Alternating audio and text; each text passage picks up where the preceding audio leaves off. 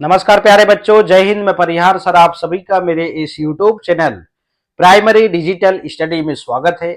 प्यारे बच्चों, आज के इस वीडियो में हम कक्षा पहली की भाषा भारती का पाठ 9 व्यंजन परिचय में आज हम व्यंजन वर्ण प का परिचय हम जानेंगे।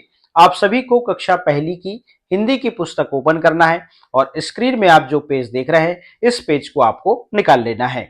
तो बिना देर किए हम वीडियो की शुरुआत करते हैं और सबसे पहले हम व्यंजन वर्ण प का परिचय हम जानते हैं। जैसा कि आप स्क्रीन में देख रहे हैं, स्क्रीन में आपको कुछ चित्र यहाँ पे दिखाई दे रहे हैं और इन चित्रों को आप जरूर पहचानते होंगे। ये किस चीज का चित्र है? ये है पतंग का। और ये किस चीज का चित्र है? ये है पत्ती का। आप सभी को पता है कि इस दुनिया में जितनी भी चीजें हैं सबका एक नाम होता है। जैसा आपका भी एक नाम है, वैसा भी मेरा एक नाम है, वैसे ही इन चित्रों का भी एक नाम है।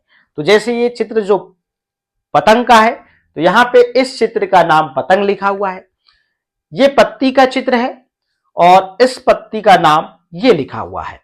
अब हम बात करते हैं इस व्यंजन वर्ण की। अब इस व्यंजन वर्ण का भी निश्चित रूप से कोई नाम जरूर होगा। अब मैं आपसे पूछूं कि बोले ये क्या है, तो आपने जो सीखा है वही बोलेंगे। बोले सर ये पतंग का है, या प से पतंग है, या फिर पा है, या फिर प है। ये जवाब आपसे जरूर आएंगे। अब है क्या, इसका नाम क्या है? आपने तो इन चित्रों के माध्यम से इस व्यंजन वर्ण की पहचान सीखा है और जो आपके मम्मी पापा भाई बहन या दादा दादी ने सिखाया है वही आपने सीखा है और वो सब सही है, गलत नहीं है। ठीक है ना। अब मैं आपको बता रहा हूं कि ये व्यंजन वर्ण का नाम क्या है। इसका नाम है प।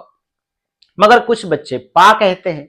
अब प कहना है क्या पा कहना है, पहले हम इस पे चर्चा कर लेते हैं। ठीक है ना। आपने इसके पहले अ से लेके अह तक स्वर जरूर आपने सीखा है। ठीक है ना। और हमने ये भी बताया था कि अ स्वर की मात्रा नहीं होती। अब भाई अ स्वर की मात्रा नहीं होती तो फिर मात्रा गई कहां? अ स्वर जो है व्यंजन वर्णों में मिला होता है। देखिएगा, ये व्यंजन वर्ण क है और ये हलंत लगा है इसके नीचे, मतलब ये आधा है। जब तक इसमें अ स्वर नहीं मिलेगा तब तक हम इसको पूर्ण रूप से ऐसे लिख भी नहीं सकते और इसका उच्चारण हम क कर भी नहीं सकते। अब यहां पे जब अ स्वर मिल गया तो इसको हम ऐसे लिखते हैं क और उच्चारण करते हैं क। ठीक है ना। अब अंत में क्या हो रहा है कि अ स्वर निकल रहा है। अब मैं व्यंजन वर्णों का उच्चारण करके बताता हूं। क ख ग घ अंग च छ ज झ य ट ठ ड ढ अण। तो अंत में अ निकल रहा है। इसका मतलब यदि व्यंजन वर्णों में कोई मात्रा नहीं लगी है तो हमको अ स्वर के जैसे इनका उच्चारण करना है। मतलब इस व्यंजन वर्ण का उच्चारण आप क्या करेंगे? प। यदि आपने पा कहा तो पा तो ऐसा होता है और पा में लग गई आ की मात्रा, अंत में आ निकल रहा है। अब यहां पे चूंकि अ निकलना चाहिए क्योंकि कोई मात्रा नहीं लगी है, अ स्वर मिला हुआ है इस व्यंजन वर्ण में, इसलिए हम प कहते हैं। तो आपको पा इसको नहीं कहना है, ध्यान रखना है। तो यहां पर हम एक चीज को सीख चुके कि इसको प कहना है या पा कहना है। इसको सिर्फ और सिर्फ प कहना है। जैसी जैसी मात्रा लगती जाएगी व्यंजन वर्णों में हम मात्रा के अनुसार उनका उच्चारण करेंगे। ठीक है ना। चलिएगा, अब दूसरी चीज आपने जो घर से सीखा है पा पतंग का, या पा से पतंग, या प से पतंग, या फिर प, या फिर पा। अब आपको भुलाना है कि बोले सर मुझसे तो ये जब भी इस व्यंजन वर्ण को देखता हूं तो मुझे तो बस पा पतंग का ही याद आता है या प से पतंग ही याद आता है। अब इसको भुलाना कैसे है? इसके लिए दो लाइन की कविता है कि प को पा पतंग का या प पतंग का नहीं बोलेंगे, प को प बोलेंगे। और गुनगुनाइए। प को पा पतंग का या प पतंग का नहीं बोलेंगे, प को प बोलेंगे। ऐसे गुनगुनाइए तो आप भूल जाएंगे। तो दो चीज आप सीख गए कि इसका उच्चारण कैसे करना है और जो सीखा है उसको भुलाना कैसे है। अब तीसरी चीज मैं बता देता हूं कि इन चित्रों के साथ में इस व्यंजन वर्ण का संबंध क्या है। हमें इन चित्रों के माध्यम से ही इस व्यंजन वर्ण की पहचान क्यों कराएगी और इन चित्रों के माध्यम से ही हमको इस व्यंजन वर्ण को बोलना क्यों सिखाया गया। देखिएगा, हमने अभी बताया था कि ये पतंग शब्द है और पतंग शब्द में आप इसका पहला जो व्यंजन वर्ण है वो है प, और पत्ती शब्द में भी आप देखेंगे इसका जो पहला व्यंजन वर्ण है प। तो संबंध यही है, इन चित्रों के नाम का पहला वर्ण जो है प है, इसीलिए ही आपको प से पतंग या पा से पतंग आपको सिखाया गया और यही संबंध है। अब हम बात करते हैं कि यहां पे हमने इसका उच्चारण कैसे करना है और जो हमने सीखा है उसको भुलाना कैसे है, और आपको इन चित्रों के माध्यम से इस व्यंजन वर्ण को बोलना कहें या इसकी पहचान क्यों सिखाया गया, इसके बीच में संबंध बताया। होता क्या है कि हम व्यंजन वर्णों को सीखने से पहले हम इन चित्रों से जरूर परिचित होते हैं। हम चित्रों को सबसे पहले सीखते हैं और चित्रों की पहचान हमें बहुत जल्दी होती है, इसलिए आपको चित्रों के माध्यम से ही इस व्यंजन वर्ण की पहचान सिखाई गई। एक कहानी और बता देता हूं, इस कहानी के माध्यम से आपको और अच्छे से इसकी पहचान हो जाएगी। देखिएगा, ये एक लड़की है और इस लड़की का नाम है रूबी है, ठीक है ना। सभी व्यंजन वर्णों को सिखाते समय मैं ये कहानी जरूर बताता हूं, क्योंकि ये कहानी से आप बहुत अच्छे से व्यंजन वर्ण प की पहचान आप सीख जाएंगे। और ये है रूबी और ये है रूबी की मां और इसका नाम है सीमा, ठीक है। अब यहां पे देखिएगा, तो रूबी जो है जब से जन्मी है ये अपने मामा के गांव नहीं गई, मतलब जब से इसका जन्म हुआ है तब से अपने मामा गांव नहीं गई, तो इसके मामा के गांव वाले इसे पहचानते ही नहीं होंगे। अब रूबी जो है अपने मामा के गांव जाती है। रूबी कहां जाती है? अपने मामा के गांव।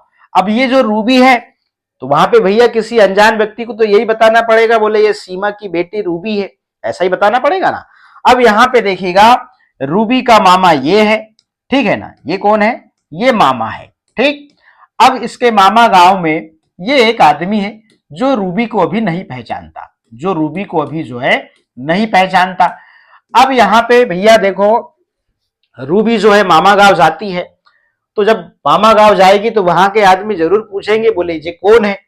तो जैसे ही रूबी गांव गई तो यहां पर ये आदमी रूबी के मामा से पूछता है कि बोले ये कौन है। तो इसका मामा ये बताता है कि बोले ये सीमा की बेटी रूबी है। तो इसके मामा ने सीमा का नाम क्यों लिया? क्योंकि ये आदमी जो सबसे पहले सीमा को जरूर पहचानता है, तो सीमा को जरूर पहचानता है, तो सीमा के माध्यम से ही हमने यहां पर, या इसके मामा ने जो है रूबी की पहचान कराई, कराई नहीं कराई। तो यहां पर इसके मामा ने यह बताया इस आदमी को कि बोले ये सीमा की बेटी रूबी है। अब ये आदमी जो है इसको पहचानने लगा, क्योंकि ये आदमी सीमा को जानता था। अब ये आदमी जो है ये रूबी को ये कह के नहीं बुलाता, सीमा की बेटी रूबी इधर आ, सीमा की बेटी रूबी कहां जा रही हो, सीमा की बेटी रूबी क्या खाई हो, ये ऐसे नहीं बुलाता। ये सिर्फ और सिर्फ क्या कह के बुलाता है? अरे रूबी कहां जा रही हो, रूबी क्या खाई हो, रूबी क्या खेल रही हो। ऐसे प्रश्न जो है ये आदमी इससे करता है। अब आपको, जब आप इस व्यंजन वर्ण को नहीं पहचान रहे थे और इसकी पहचान आपको जब आपके घर में आपके परिवार करा रहे थे, तो आपको इन चित्रों के माध्यम से करा रहे थे। क्यों? क्योंकि इसके पहले आप इनको जरूर पहचानते हैं, तो जिनको आप पहचानते हैं उन्हीं के माध्यम से तो पहचान बताई जाती है। तो इन चित्रों के माध्यम से ही आपको इस व्यंजन वर्ण की पहचान कराई गई या बोलना सिखाया गया कि भैया बोले ये पा पतंग का, प से पतंग, ऐसे सिखाया गया। अब यहां पर जिस प्रकार से इसके मामा ने यहां पे परिचय कराया और ये आदमी फाइनली इसको रूबी बोलने लगा, वैसे ही मैं यहां पे एक टीचर के रूप में आपको इस व्यंजन वर्ण का परिचय में हम कराने जा रहा हूं। और मैंने आपको बताया कि बोले भैया जे पा पतंग का और या फिर प से पतंग है, मगर आपको सिर्फ और सिर्फ इसको क्या बोलना है? प कहना है। जिस प्रकार से आदमी सिर्फ रूबी कह के बुला रहा है, अब यहां पर सीमा की बेटी रूबी नहीं कह रहा है, वैसे ही आप पा से पतंग, प से पतंग ना कह के आप सिर्फ इस व्यंजन वर्ण को प ही कहेंगे। तो फाइनली आप समझ गए होंगे इस कहानी के माध्यम से कि आपको इस व्यंजन वर्ण को क्या कह के बुलाना है? सिर्फ और सिर्फ प कह के बुलाना है। तो ये रही सीमा की बेटी की रूबी की कहानी। किस प्रकार से अब सीमा की बेटी रूबी ना कह के सिर्फ और सिर्फ रूबी पुकारा जा रहा है। वैसे ही आप व्यंजन वर्ण प को पा पतंग का या प से पतंग ना कह के आप सिर्फ और सिर्फ प कहेंगे और प से ही आप पहचानेंगे और प ही आप उच्चारण करेंगे। अब आपको वर्कशीट में चलना है। वर्कशीट में आपको यहां पर लेखन अभ्यास करना है और लेखन अभ्यास आप कैसे करेंगे इस पे हम चर्चा कर लेते हैं। लेखन अभ्यास करते समय आप बोल बोल के लिखेंगे। यहां पे लिखा भी हुआ है, देखिए, बोलिए और लिखिए। तो यहां पर डॉट डॉट के माध्यम से प व्यंजन वर्ण बना हुआ है। मैं पहली लाइन पे यहां पे पेन चला रहा हूं, आप भी वैसे ही चलाएंगे। और यहां पे आप देख रहे हैं कुछ जगह में यहां पर डॉट डॉट के माध्यम से यहां पर प व्यंजन वर्ण नहीं बना हुआ है, आपको स्वयं से बनाना है। तो मैं पहली लाइन जो है कैसे लिखना है बोल बोल के वो बता देता हूं, फिर आप आगे कंप्लीट करेंगे। देखिएगा, ये है प प प प। जब आप इस व्यंजन वर्ण का उच्चारण करें तो अंत में अ निकलना चाहिए। प प, तो प निकलता ही नहीं, 5 निकलता है कई बच्चों के मुंह से। तो आप आगे की जो लाइनें हैं उनको कंप्लीट करेंगे। अब हम चित्रों को देखते हैं और चित्रों का नाम लेते हैं। यह है पक्षी, यह है पहाड़, यह है पत्ता और यह है पतंग। अब देखिएगा, यह पक्षी है, पक्षी का चित्र है। तो पक्षी शब्द का पहला जो व्यंजन वर्ण है वो है प, और इस प्रकार से हम इस शब्द को पढ़ेंगे, क्या पढ़ेंगे? पक्षी। यह है पहाड़, तो पहाड़ शब्द का जो पहला व्यंजन वर्ण है वो है प, और हमने यहां पर लिख दिया प। इस प्रकार से जो है हम इस शब्द को पढ़ेंगे पहाड़, ठीक है ना। अब ये पत्ता है, तो पत्ता शब्द का जो पहला वर्ण है वो है क्या है? प, और आधा त और ता, इसको पढ़ेंगे पत्ता। यह है पतंग, तो पतंग शब्द का जो पहला वर्ण है वो है प, और मैंने यहां पर लिख दिया प, और पंग और ग पहले से लिखा हुआ है। इस प्रकार से इस शब्द को पढ़ेंगे पतंग। अब यहां पे प व्यंजन वर्ण आप देख रहे हैं सर्कल में बना हुआ है। इस प व्यंजन वर्ण को हम उस शब्द से मिलान करेंगे जिसका पहला व्यंजन वर्ण प है। देखिएगा, इस प्रकार से जो है, और यहां पे निर्देश भी दिए हुए, वर्ण पहचान कर गोला लगाओ। अब देखिएगा, अब शब्द में जो है एक तो आप मिला भी सकते हैं या गोला भी इस प्रकार से आप लगा देंगे। पहाड़ में प, पक्षी में प, पतंग में प, पलक में प, और पलंग में प, और पाठशाला में प। इस प्रकार से आप इसमें गोला लगाएंगे। आप सभी जानते हैं कि इतने से लेखन अभ्यास से आप प व्यंजन वर्ण आप लिखना नहीं सीख सकते, इसलिए आपको 2 लाइन की कॉपी में, जिसे आप होमवर्क भी समझ सकते हैं, इस प्रकार से आपको 2 लाइन की कॉपी निकालना है और पेज ओपन करना है। आप चाहे तो ऊपर HW लिख सकते हैं। और आपको पहली लाइन में कैसे लिखना है, यहां पे सबसे पहले आप जो है प व्यंजन वर्ण लिखेंगे, ठीक है ना, इस प्रकार से। ठीक, ये प लिखा, फिर प से पतंग होता है, तो हम यहां सबसे पहले प, फिर तंग और ग, इस प्रकार से पतंग शब्द लिखेंगे। प से पत्ता भी होता है, प से पत्ता। फिर हमने और कौन कौन से शब्द देखा, पहाड़ लिख देंगे हम यहां पर, ठीक है ना, इस प्रकार से। ठीक, प से पलंग भी होता है, इस प्रकार से हम यहां पर पलंग लिख देंगे, ठीक है ना। इस प्रकार से इन शब्दों को हम लिखेंगे और इनको बोल बोल के ऊपर से लेके नीचे तक लिखेंगे। यहां से आप स्केल से लाइन भी खींच सकते हैं, आपकी राइटिंग सुंदर दिखेगी, आपके जो शब्द हैं टेढ़े मेढ़े नहीं जाएंगे, ठीक है ना। अब आपको बोल बोल के लेखन अभ्यास करना है। तो प्यारे बच्चों, आज के इस वीडियो में हमने व्यंजन वर्ण प का परिचय जाना, वर्कशीट में कैसे लेखन अभ्यास करना है और घर में आपको कॉपी में कैसे लेखन अभ्यास करना है, हमने इस वीडियो के माध्यम से जाना।